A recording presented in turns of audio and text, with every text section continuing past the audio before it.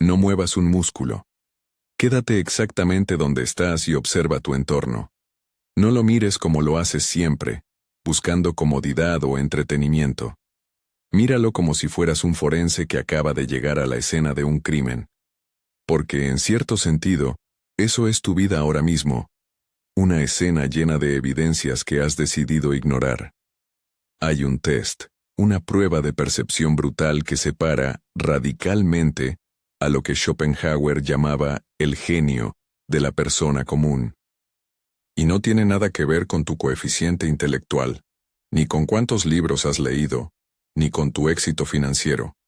Tiene que ver con una sola capacidad, la habilidad de ver la realidad tal como es, y no como deseas que sea. El 98% de la población falla este test cada segundo de su existencia. Viven en una alucinación colectiva, proyectando sus miedos y deseos sobre el mundo, chocando una y otra vez con las mismas paredes, y llamándolo mala suerte. Pero hay un 2% que ve los cables, que ve la estructura, que entiende que el mundo no es un lugar para ser feliz, sino un mecanismo de relojería que te aplastará si no entiendes sus engranajes. Si has hecho clic en este video, es porque sospechas que algo se te escapa. Sientes que hay una capa de realidad a la que no estás accediendo, como si todos estuvieran jugando un juego cuyas reglas no te han explicado. Hoy vamos a hacer esa autopsia. Vamos a aplicar el bisturí de la filosofía oscura para ver si perteneces a ese 2%, o si simplemente eres otro turista en tu propia vida. La verdad que vamos a tocar hoy es fría, es indiferente, y para muchos, será insoportable. Pero si logras sostenerle la mirada, te dará la única ventaja que realmente importa: la lucidez. El problema es que mirar de frente puede resultar incómodo, pero también puede cambiarlo todo. La mayoría de la gente cree que pensar es esa voz incesante en su cabeza, que repite preocupaciones, listas de tareas y discusiones imaginarias. Eso no es pensar. Eso es ruido biológico. Arthur Schopenhauer, el filósofo del pesimismo metafísico, hizo una distinción quirúrgica que casi nadie comprende hoy en día. Él separaba a la humanidad en dos categorías: la gente vulgar y el genio. Y cuidado, porque vulgar aquí no significa maleducado, y genio no significa ser Einstein. Para Schopenhauer, la persona vulgar es aquella cuya inteligencia es una mera sirvienta de su voluntad. Es decir, solo ven aquello que les sirve, que les da placer o que les evita dolor. Son incapaces de objetividad. Si ven a una persona, no ven al ser humano. Ven algo que puedo usar, o algo que me estorba. Su percepción está contaminada por su deseo. Son esclavos de sus impulsos biológicos. En cambio, el genio, o el hombre superior, es aquel que tiene un excedente de intelecto capaz de separarse de la voluntad. Es capaz de mirar el mundo como un espejo limpio, sin empañarlo con su aliento. Esta es la revelación central. Nunca has experimentado la realidad tal como es. Siempre la has experimentado filtrada por tu necesidad de supervivencia y validación.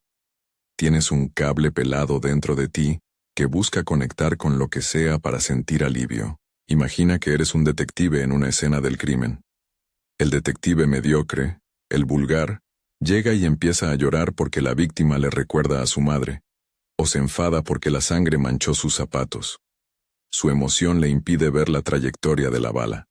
El detective genial, el del 2%, llega y no siente.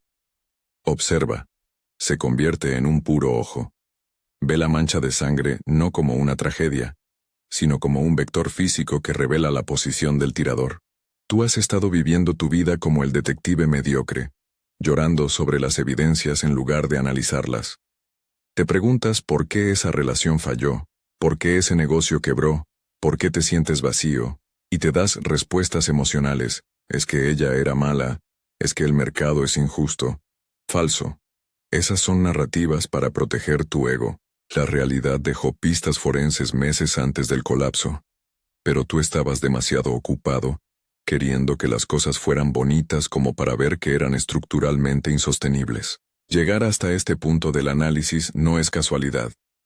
La mayoría de las personas, al escuchar que sus emociones son un estorbo para la verdad, cierran el video y vuelven a buscar contenido que les diga que son especiales y que el universo conspira a su favor. La mayoría se va antes de mirar esto de frente. Si sigues escuchando es porque algo en ti ya sabe que no puede seguir huyendo, que la anestesia ya no funciona.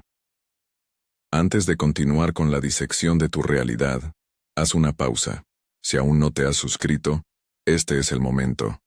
Dale al botón de suscribirse. Y si ya estás suscrito, deja en los comentarios: elijo ver la realidad. No como una afirmación vacía, sino como la decisión de empezar a hacer consciente lo que antes te gobernaba, de dejar de ser el esclavo de tu propia biografía. Ahora sí, continuemos con lo que realmente cambia todo. Profundicemos en este concepto forense. Carl Jung decía: uno no se ilumina imaginando figuras de luz, sino haciendo consciente la oscuridad. ¿Qué significa esto en la práctica, en tu día a día? Significa entender el mecanismo de la proyección y la sombra. Volvamos a la metáfora del crimen. Cuando tú odias a alguien irracionalmente, cuando alguien te activa de una manera desproporcionada, no estás viendo a esa persona.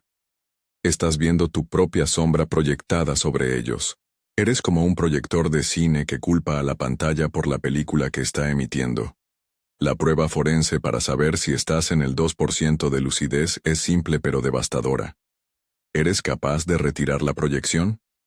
Cuando sientes envidia, el vulgar dice: ese tipo es un arrogante, no se lo merece.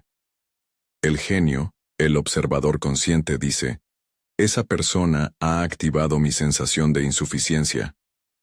¿Qué parte de mi potencial no estoy explotando que me hace doler el éxito ajeno?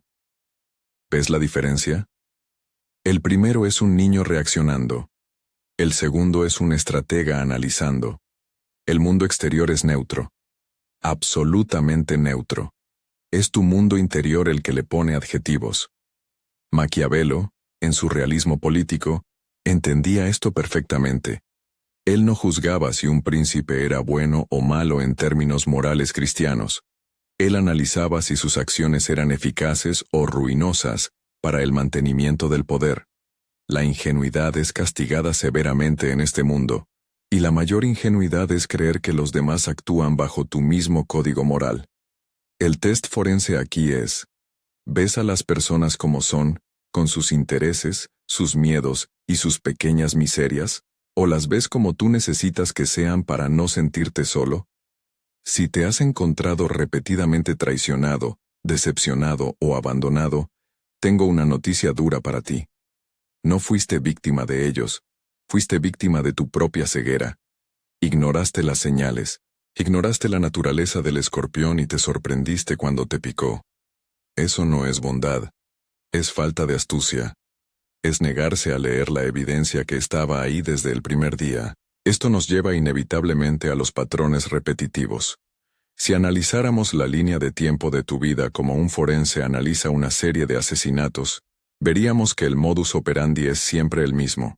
Cambian los rostros, cambian los escenarios, cambia la edad, pero la dinámica del conflicto es idéntica. Mismo sabor amargo, mismo final emocional, mismo tipo de herida. ¿Por qué? Porque lo que no se resuelve en la conciencia, regresa como destino. Jung fue lapidario con esto. Tú crees que eliges libremente a tu pareja, a tu jefe, a tus amigos, pero si no has hecho el trabajo sucio de conocerte, es tu inconsciente el que elige por ti, buscando replicar las condiciones de tus heridas infantiles para ver si, esta vez, logras resolverlo. Es una compulsión de repetición. Estás atrapado en un bucle temporal, como un hámster en una rueda que cree que está viajando por el mundo porque está sudando. El esfuerzo no implica avance. Puedes esforzarte muchísimo en una relación tóxica. Puedes trabajar 18 horas en un empleo que odias, y no moverte ni un milímetro hacia tu libertad. El cambio externo es una trampa. Mudarte de ciudad no sirve de nada si te llevas a ti mismo en la maleta.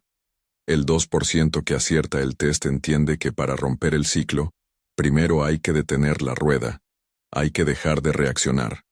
La reacción es automática, animal. La respuesta es humana, consciente. Cuando algo te duela, en lugar de gritar o huir, el genio se detiene y observa la herida. ¿Qué es esto?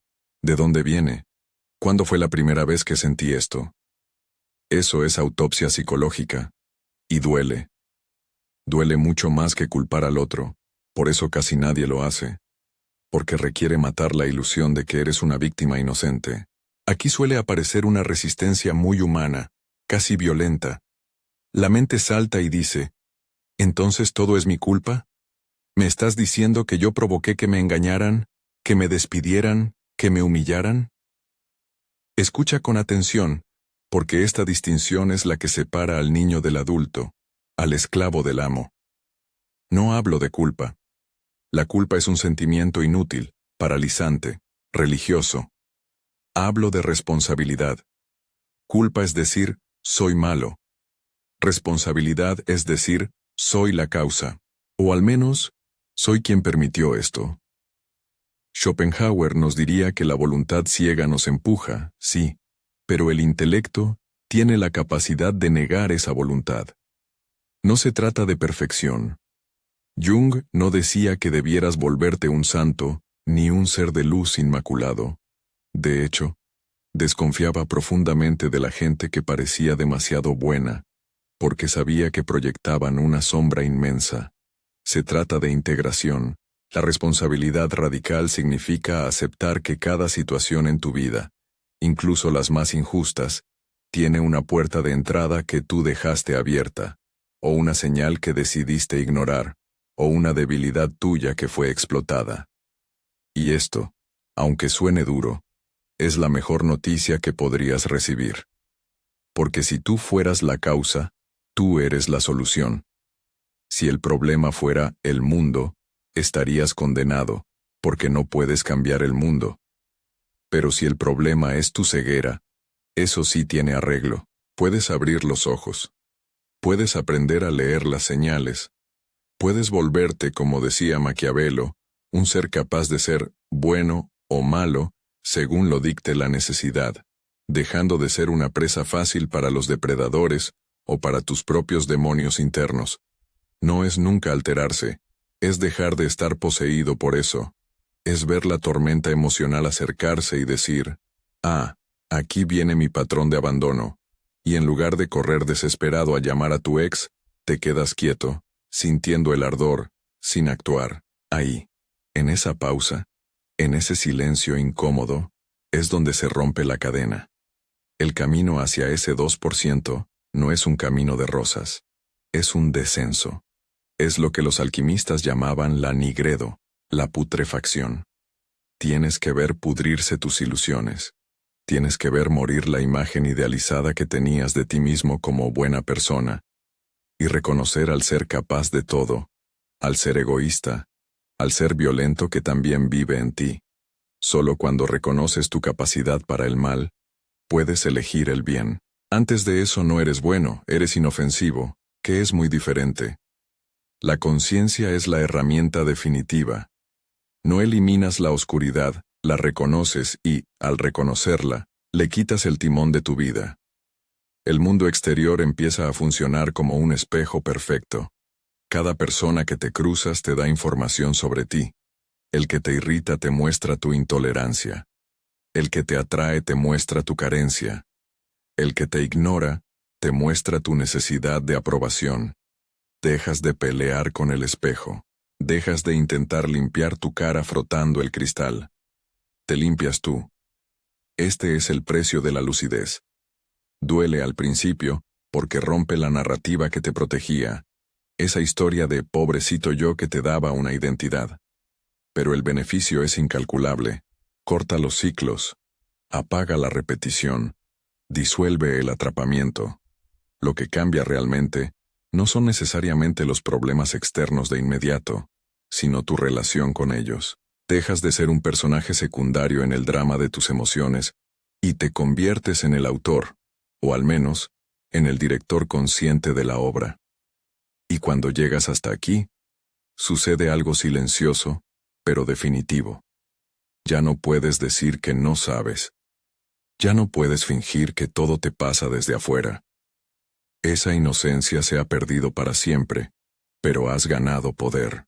Algo en ti entendió que el verdadero conflicto nunca fue el mundo, las crisis económicas, las parejas infieles o los jefes tiranos, sino la forma inconsciente, dormida y mecánica en la que te relacionabas con todo eso. El test forense ha revelado la causa de muerte de tu antiguo yo.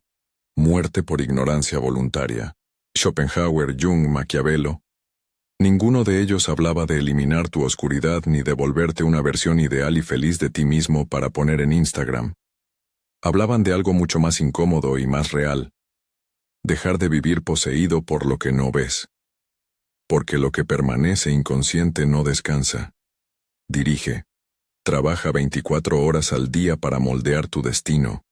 Y mientras dirige, tú crees que eliges, pero solo reaccionas como un autómata programado por traumas pasados y biología básica. Romper ese programa es el acto más heroico que un ser humano puede realizar. Si esto te resonó, si sentiste el bisturí tocar algún nervio, no lo conviertas en entretenimiento. No pases al siguiente video de gatitos o de noticias irrelevantes. Haz un gesto simple y honesto que ancle esta verdad en tu realidad. Primero, si no te has suscrito, hazlo ahora. Este canal existe para personas como tú, que ya no buscan motivación barata sino verdades que duelen pero liberan, que buscan la estrategia detrás de la existencia. Y segundo, ya sea que estés suscrito o no, escribe en los comentarios, elijo hacerme consciente. No como una frase para el algoritmo, sino como un contrato contigo mismo. Porque muchos verán este video, miles quizás, pero solo algunos, ese pequeño porcentaje, harán algo con lo que sintieron aquí. Solo unos pocos dejarán de ser normales para empezar a ver. Porque el verdadero despertar no es encontrar algo nuevo, brillante y exótico en el Himalaya. Es dejar de huir de lo que siempre estuvo ahí, frente a tus narices, gritando para ser visto. Y cuando dejas de huir, cuando te detienes y miras, todo cambia. La escena del crimen se limpia, y por primera vez, puedes empezar a vivir.